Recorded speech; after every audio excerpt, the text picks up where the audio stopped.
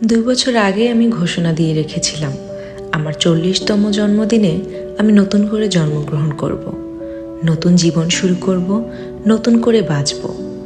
Mid life মানেই যে crisis না, বরং হ্যাপিনেস, এটা প্রমাণ করব সিদ্ধান্ত নিয়ে রেখেছিলাম।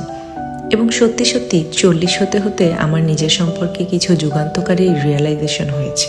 যেমন, পৃথিবীর হেন কোনো কাজ নাই আমি পারি না। দৈনন্দিন জীবনে এবং জীবিকার জন্য আমার কারো সাহায্যের প্রয়োজন নেই। I am more capable than ever.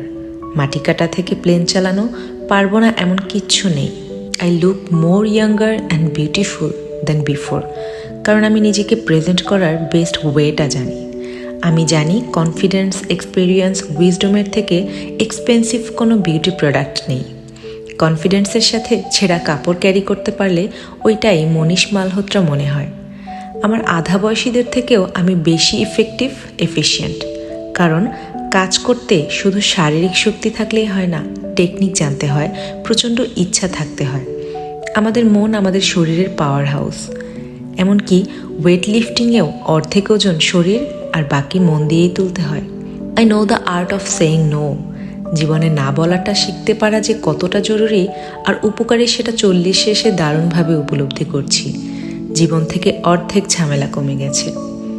Love and positiveness, অর্থাৎ ভালোবাসা আর দখলদারিত্বের পার্থক্য বুঝি এখন। তাই রিলেশনশিপ নিয়ে কনফিউজড থাকি না। Being yourself is not an art, it's a science. নিজেকে বদলে কষ্ট দিয়ে জনগণকে খুশি করা বাদ দিয়েছি। বুঝে ফেলেছি কুছ তো লোক কহেঙ্গে, লোগো কা কাম হে কেহনা, কিন্তু এই লোকদের প্রয়োজনের সময় পাশে পাওয়া যাবে না। তাই পিপল প্লিজিং বাদ দিয়ে নিজেকে প্লিজ করা ভালো। আবেগ আর বাস্তবতার সমন্বয় করতে পারি এখন। কোথায় চোখের পানি ফেলতে হয় আর কোথায় ঠাটিয়ে চড় মারতে হয় সেটা খুব ভালো বুঝি। Life is too short to make it complicated. তাই ইমোশনালি কারো ওপর ডিপেন্ডেন্ট হই না। কেউ প্যারা দিলে চুপচাপ তাকে জীবন থেকে আউট করে দেই। A big no to toxic people. লোকেরা কি ভাববে এটা নিয়ে আর ভাবি না। লোকে কি ভাববে এটাও যদি আমি ভাবি তাহলে লোকে কি ভাববে। কাউকে নিজের মেন্টাল হেলথের কন্ট্রোল দেই না। কেউ চাইলেই আমাকে দুঃখী করতে পারে না আজকাল, কারণ সিদ্ধান্ত নিয়েছি চাপ লেনে কা নেই, অনলি দেনে কা। সুযোগ পেলেই দরজা বন্ধ করে প্রচুর নাচি। 40-এ বুঝেছি যে নাচের চেয়ে ইফেক্টিভ মনের এক্সারসাইজ আর নেই। আধা ঘন্টা নাচলে শরীর মন দুটোই হালকা হয়ে যায়। নাচের মুদ্রা বড় কথা না, নির্লজ্জের মতো হাত পা ছুটতে পারার মধ্যে একটা বিরাট বড় সেন্স অফ ফ্রিডম আছে। যে কোনো পরিস্থিতিতে অকপটে সত্যি কথা বলতে পারি। কেউ জাজ করলে কিচ্ছু এসে যায় না।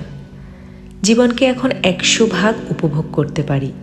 ভালো খারাপ সব কিছুর রেসপন্সিবিলিটি নিতে পারি। যা করি বুঝে শুনে করি, পরে কাঁদি না, আফসোস করি না।